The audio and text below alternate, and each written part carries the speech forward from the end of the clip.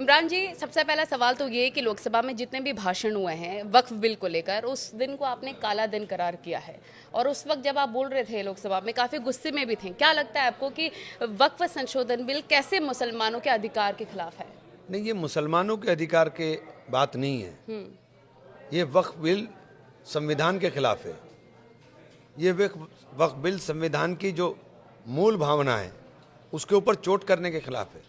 Right to equality का right हमें संविधान ने दिया। ये बाबा साहब के, भीमराव अम्बेडकर के उन सपनों को तहस नहस करने का बिल है, कानून है, जिसने देश की आत्मा को झकझोर कर रख दिया।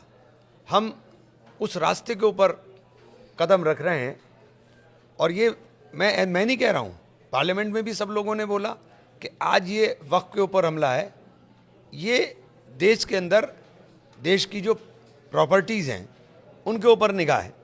अभी ये आप आज का ही है, ऑर्गेनाइज़र आरएसएस का पूरा वो है, ऑर्गेनाइज़र के अंदर एक लेख आ गया है और जो हम लोग बात बोल रहे थे वो सबकी ज़बान पर निकल के आने लगी है। ये रहा, RSS focus on RSS focus shift to Catholic Church lend after successful passage of Waqf bill in parliament. ये RSS ने शुरू कर दिया काम। अभी तक तो वक्फ के पास सबसे ज़्यादा ज़मीनें थी, अब इसमें बता रहे हैं कि कैथोलिक चर्च के पास 17 करोड़ एकड़ से ज़्यादा लैंड है। 17 करोड़ एकड़ से ज़्यादा लैंड पार्लियामेंट में कैसे बोला जाता है? माननीय गृह मंत्री जी ने कहा कि वक्फ के पास 39 लाख एकड़ लैंड है। आपने पार्लियामेंट में स्टेटमेंट दिया है तो आपको प्रूव करना पड़ेगा कि वो कहाँ है। या तो आप आज झूठ बोल रहे हैं या आपकी सरकार कल झूठ बोल रही थी। आपके 2021 के अंदर केंद्र सरकार ने एफिडेविट देकर के कहा कि हमने वक्फ की सारी प्रॉपर्टियों का डिजिटलाइज करा दिया। सुप्रीम कोर्ट में एफिडेविट देकर कहा। तो या तो आप कल झूठ बोल रहे थे या आज झूठ बोल रहे हैं। और ये जो काम आपने शुरू किया है, ये आज वक्त कराया आपने, कैथोलिक का स्टार्ट हो गया, इसके बाद सिख हैं, जैन हैं और फिर आर्य समाज के ऊपर नज़र है कि आर्य समाज की सारी संस्थाओं को कैसे कब्जाया जाए।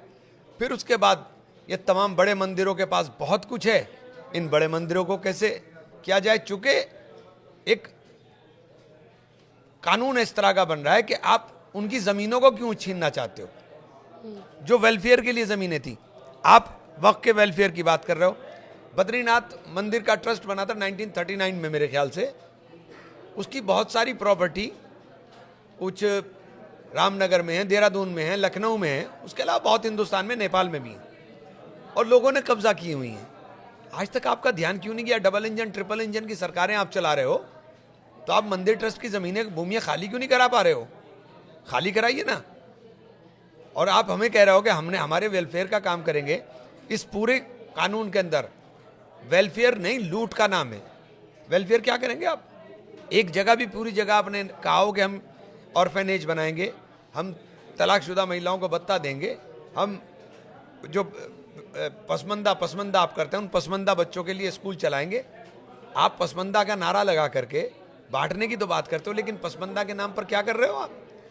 स्कूली बच्चों की, जो हमारे बच्चे होते थे उनकी छात्रवृत्ति आपने काट दी, उनको छात्रवृत्ति नहीं मिलती है। स्कॉलरशिप कौन बच्चा मांगता है? जो बैकवर्ड है या जो पिछड़ा हुआ है या जो गरीब है, वही तो स्कॉलरशिप की डिमांड करता है। तो आपने तो पूरे के पूरे कानून के अंदर सब कुछ छीन लिया हमसे, हमारे पास छोड़ा कुछ नहीं है आपने। और हमसे आप ये सवाल कर रहे हैं, कह रहे हैं कि आप हमारा भला करेंगे। तो इसमें भला किसी का नहीं होना है, इसमें भला इनके चंद उद्योगपति मित्रों का होना, इसके अलावा कुछ नहीं है।